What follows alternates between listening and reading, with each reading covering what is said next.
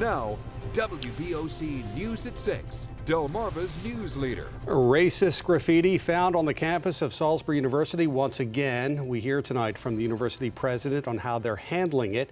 Meantime, students at SU participate in several events today, a day of healing. Those students at SU spent today not in class, but in impromptu workshops. That after a second incident of racist graffiti on campus. We have 3 reports tonight from the school, and we begin with the latest on the investigation into who may have written the offensive messages. For that, we turn to WBOC's Todd Carley. And Todd, the university is preaching patience. Yeah, they are tonight, Steve. The campus today went from classes to counseling and fellowship after this most recent incident of racist graffiti was found at both Henson Hall and Fulton Hall. It was decided last night that classes would be canceled. The classes will resume tomorrow. In place of classes today, several meetings were held so that the campus could process what happened and, quite frankly, vent if need be. WBOC's Kate Douglas joins us now live from the other side of campus. And Kate, students say they are hurting, but they use today as a day of healing. Todd, I'm standing outside of the student union, and that's where meetings were held all day today. One of those meetings was with President White, and it was packed. Many students we spoke with say they needed this day of healing. Frustration and disappointment. Students came together in other ways today, like participating in prayer circles and even writing messages on the sidewalks that says hate has no home here. Steve? All right, Kate Douglas, thank you. As we mentioned, this is not the first time something like this has happened. And with messages of hate now becoming something of a pattern, the question many are asking is, what comes next? WBOC's Chris Weimer joins us now in the Newsplex. And Chris, students have differing opinions about how best to move forward. Yeah, Steve, some want more attention paid to the issue. Others say that attention is feeding into what the person responsible may want. Of course, there are common beliefs like heightened security, improved communication as well. But most of all, students say they want this person caught. Classes may have been canceled Thursday, but activity on campus did not seem to slow for those concerned about how the community can resolve this serial pattern of racist vandalism. One of the biggest things SU's president says they're have been working on since the last incident in November, the process of hiring a chief diversity officer. The university plans to expand a new office of diversity and inclusion. White says they are currently scheduling interviews with the final candidates. Covering all of Delmarva, this is WBOC News at 6, Delmarva's news leader. Maryland will move to stage 2 of reopening this Friday. We'll have more on that in a moment, but tonight we begin with 2 protests happening on Delmarva. Coast to coast, our country is seeing protests following the death of George Floyd, who died while in police custody in Minneapolis. Those protests continue on Delmarva. WBOC's Faith Woodard joins us now live outside the Pocomoke Police Department. And Faith, this protest is being organized by locals, but in coordination with the police department. Todd, we are about 30 minutes away from this protest. As you said, it's a coordinated effort with locals and the police department. Now, we're not really seeing those big crowds out here just yet, but that will soon change. If you take a look, people are already starting to trickle in. We see people with their signs. Some say Black Lives Matter. Some say hands up. Obviously, people are out here just to make their voices heard.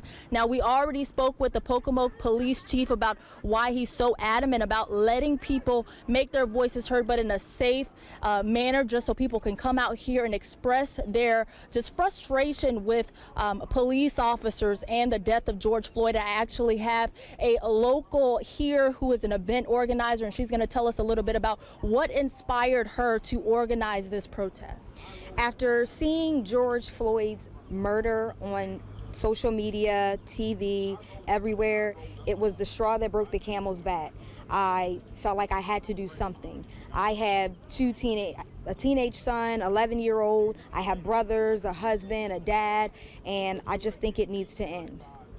And so obviously people are out here just going to express their frustrations, but obviously doing so in a safe manner. The police officers say that everyone will need to just social distance while they're out here. Obviously wear masks, do not bring backpacks out here, but this is a local effort between the police department and locals out here just expressing their distaste with George Floyd's death. Reporting live in Pocomoke, Faith Woodard, WBOC News, Delmarva's news leader. All right, Faith, thanks for that tonight. Now to Sussex County. Carney, where another protest is expected to begin any moment. Here's a live look at Georgetown, the circle there from Chopper 16.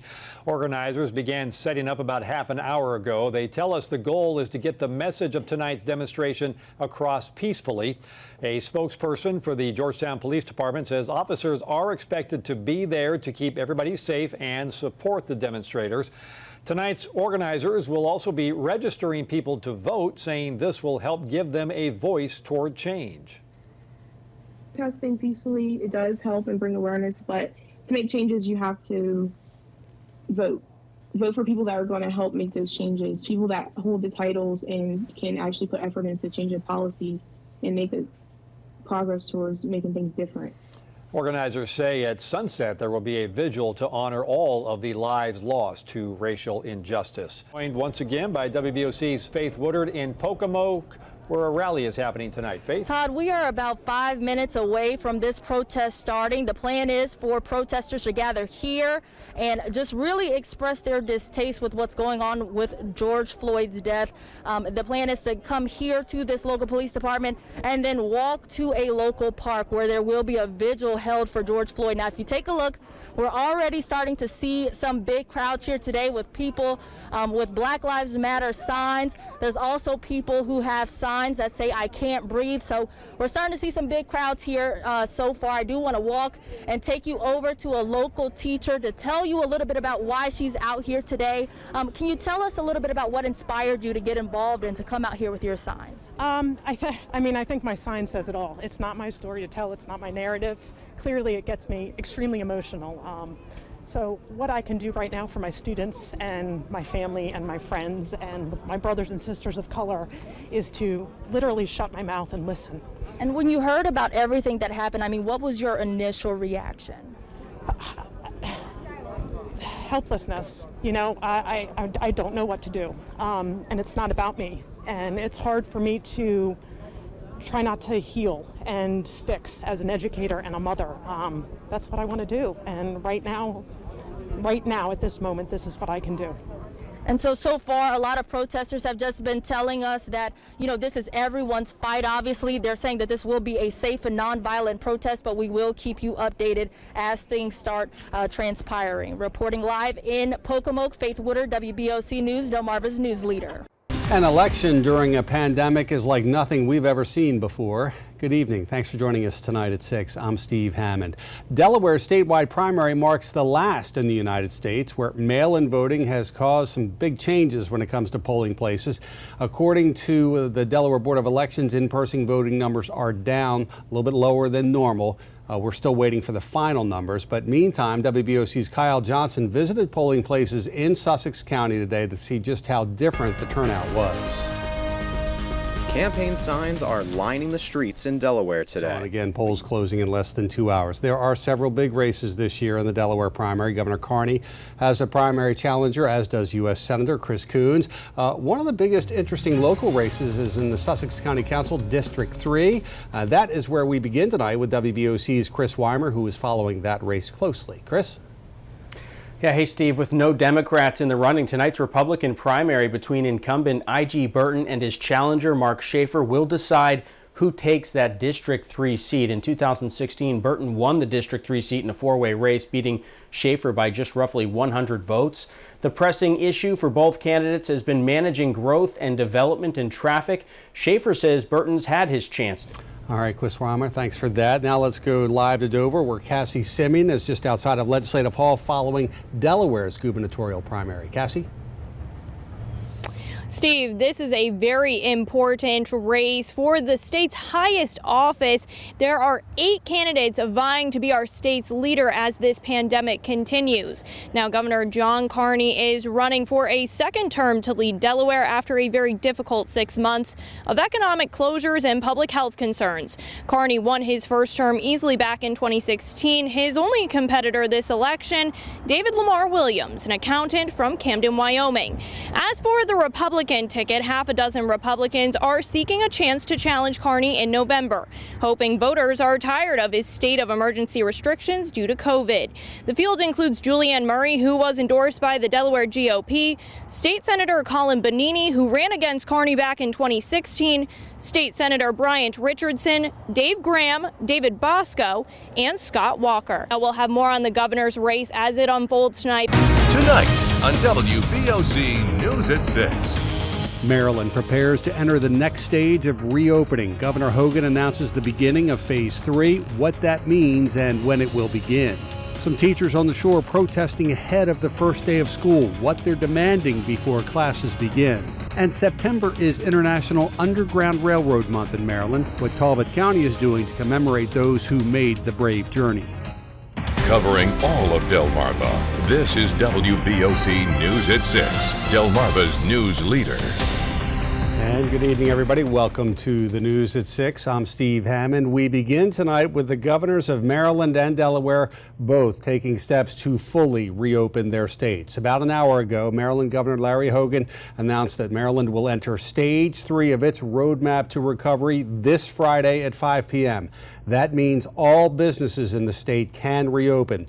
Movie theaters and live entertainment venues can open at 50% capacity, up to 100 people indoors and 250 people outdoors, following specific guidelines. All retail stores and houses of worship can go from 50 to 75% capacity. The people of Maryland who have really pulled together over the past 5 months to respond to this unprecedented challenge with incredible courage and perseverance.